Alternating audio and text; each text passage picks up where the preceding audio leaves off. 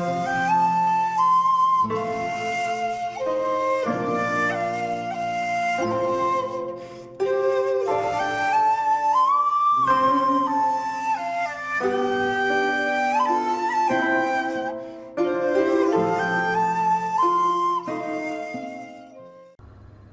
there, this is Solitary Ronin from Solitary Ronin Films, and welcome to part 7 of Kurosawa before Rashomon. And today we're going to talk about the 1948 film Drunken Angel. This is the Criterion DVD, spine number 413. This is an important film in the Kurosawa career. He said himself this was probably the film where he kind of started getting his kind of own identity and known where he was going. And also this is the first film with Toshiro Mifune. Obviously Mifune would go on to do great things with Kurosawa. Takashi Shimura, it's the first Shimura-Mifune pairing. Shimura had obviously done quite a lot of films with Kurosawa before that. And this is the first pairing of these two legends of the game. It tells a story of a doctor and a patient who happens to be a gangster, and it's a gangster who has TB, and it's that simple. For some context, obviously in 1948 Japan was still under an American or a Western occupation. Kurosawa is often kind of said as being the most westernized director, but that's more as far as film technique. Obviously it was influenced hugely by John Ford, but if you watch One Wonderful Sunday and especially Drunken Angel and Stray Dog, which we'll be talking about in a couple of parts time, you know, these are tremendously political films against the occupation, against the westernization of Japan, against the Americanization of Japan. So if you're unfamiliar with these kind of films, they might actually be quite shocking as far as what Kurosawa was actually trying to say about the occupation in Japan. Now, there was censorship between 1945 and 1952.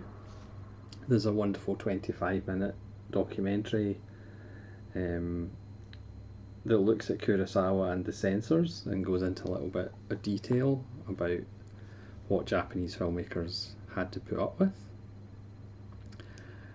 and it also goes into what Kurosawa kind of got away with in the film. So essentially what happened is you submitted a draft, you submitted a synopsis, and then the censors would kind of agree to that or not, and then you submit a script. The first draft of Drunken Angel was rejected, so they did a second draft. The little featurette shows you kind of the liner notes of some things. They were worried about the title because it had like this idea that angels were like drunk. That's not, you know. It had a different ending that was in the film that we know now. There was like 10 almost commandments that they had to follow and films had to follow, about they didn't want English signage in films, even though Kurosawa slipped some in, certainly in One Wonderful Sunday. You're not supposed to have scenes of like bombed out areas of cities or whatever. You're not supposed to have people in military uniform, well, especially Japanese military uniform. You're not supposed to have Japanese ex-soldiers not being able to fit into society, even though in One Wonderful Sunday the lead male character is a soldier who comes back from the war and he can't really fit into society.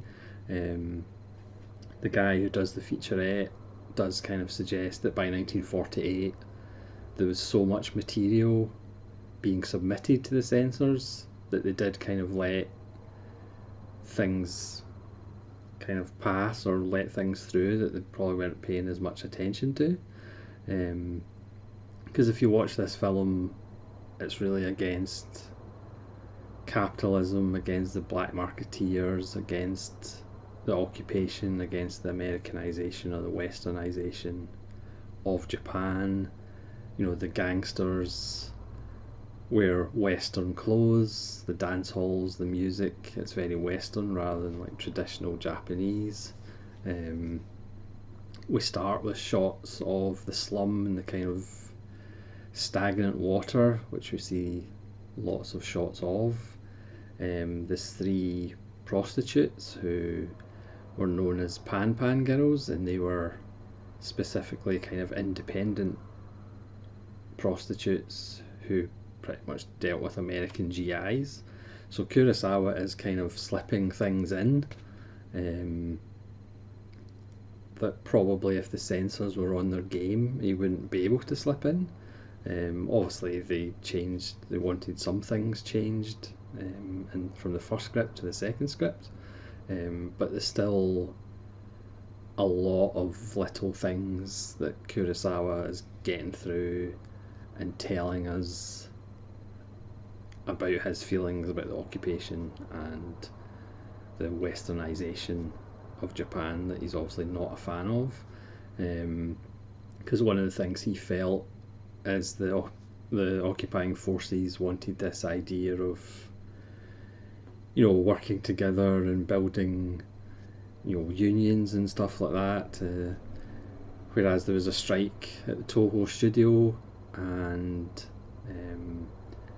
the Americans broke the strike by using US troops, including tanks, to break up the legal strike. So Kurosawa definitely kind of saw the hypocrisy of one message and what they were actually doing during the occupation. But that's some kind of background. So, you know, the ending of the film that we're used to, some people have claimed it's a little bit too upbeat, but again, it wasn't the ending that Kurosawa intended. You can see can go into the extras and see that featurette about the ending that Kurosawa wanted in the first draft, which in actual fact was more aligned to what the censors kind of wanted anyway, but they obviously just didn't understand the point.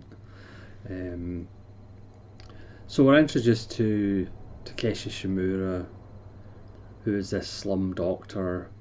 There's a reason he's kind of less successful, or he's not in a more privileged position, because he likes a bit of tipple. He likes to drink, water down his own alcohol and his medical supplies. This is a kind of scruffy dog, shaggy dog performance by Shimura. You know, I've always probably been a slightly bigger fan of Mifune over the years, but I think now you can really appreciate Shimura as probably being more versatile than Mifune. I mean, when Mifune bursts onto the screen in this film, he is just electric and super cool and very, like at times, like a wolf. Also, there's the great book I have, The Emperor and the Wolf, about Kurosawa and Mifune. Obviously, Mifune's the wolf. You know, you couldn't imagine Mifune being the leader of the Seven Samurai, but then there's roles that Mifune, you know, you couldn't imagine Shimura as being the bandit in Rashomon, for example. But Shimura just shows his range here. He is kind of shabby and he does have a sense of humour, but he is committed to trying to cure Mifune, even though Mifune's on a self-destructive path. There's another storyline with a young girl who's just turned 17 who also has TB that Shimura is trying to treat.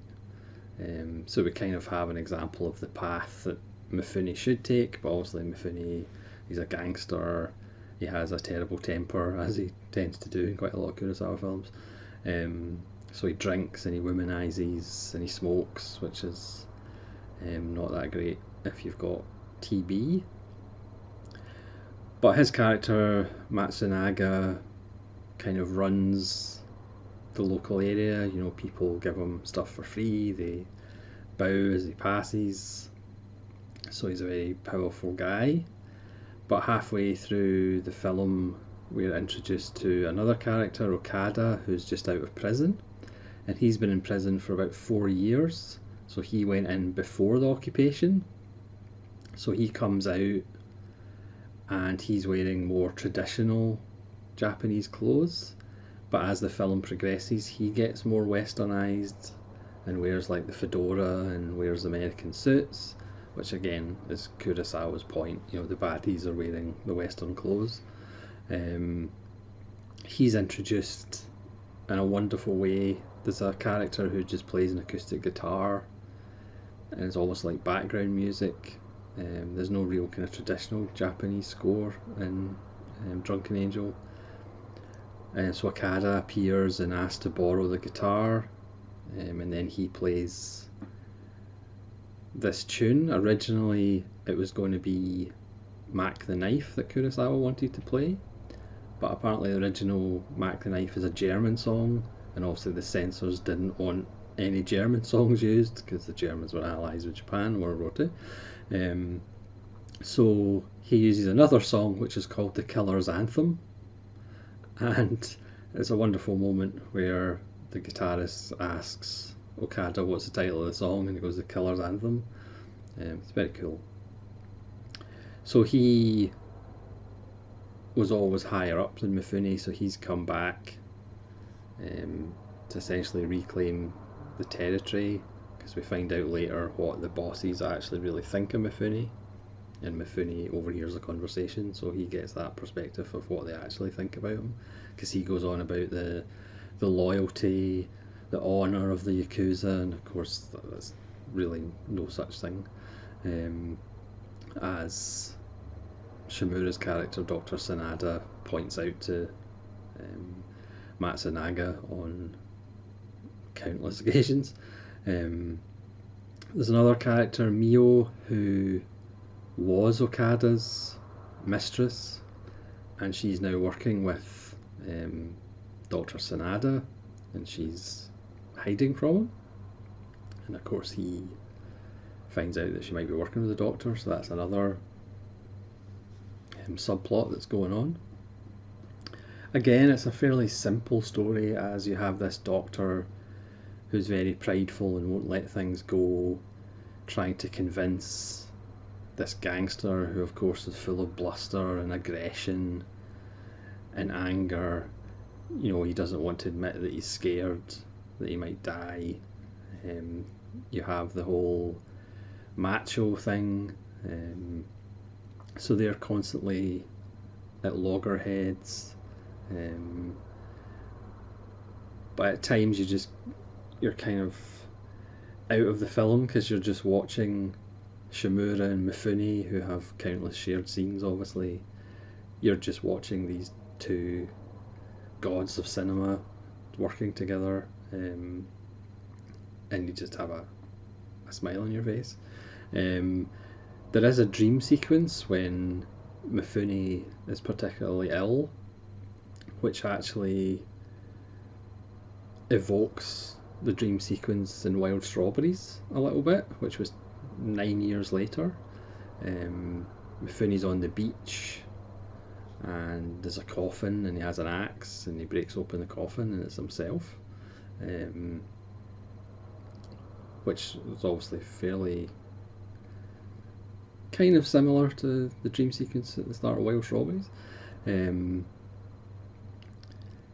Again, there's constant kind of shots of the swamp or the stagnant water, which again Kurosawa's making a point about the occupation. You know, again, the conditions that these people were living in post-war was not great, the same way it was kind of making that point in One Wonderful Sunday, his previous film from 1947.